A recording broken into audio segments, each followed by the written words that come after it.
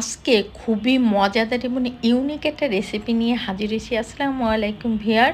আমি এখানে পাঙ্গাস মাছের ডিমটা নিয়েছি, আর ডিমটার ভিতরে পানি আর হলুদ, লবণ আর একটুখানি তেল দিয়েছিলাম। তেলটা স্কিপ হয়ে গিয়েছিল। সব কিছু দিয়ে আমি খুব সুন্দর করে একদম সিদ্ধ করে নিয়েছি।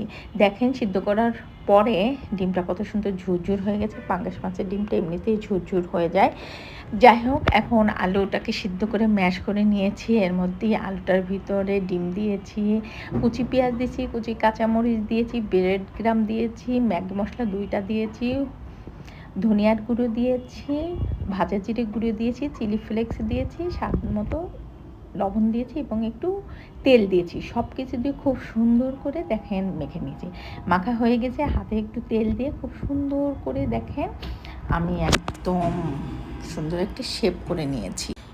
তো দেখেন কত সুন্দর করে আমি ফিঙ্গারের মতো শেপগুলো দিয়ে নিয়েছি। এক এক করে সবগুলো এক ফিঙ্গার আমি রেডি করে নিলাম। এখন বাটিতে একটা ডিম ফেটে নিয়েছি, আর বেডগ্রামের ভিতরে দেখেন খুব সুন্দর করে কোট করে নিয়েছি। এভাবে করে সবগুলো কোট করা নিয়েছি। এখন হচ্ছে ভাজার পালা।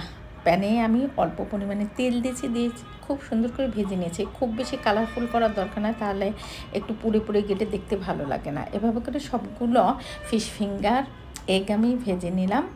তো দেখেন কতটা সুন্দর হয়েছে খেতে, এতটা সুন্দর আর এতটা মজা ছিল এই ফিশ এগ ফিঙ্গারগুলো।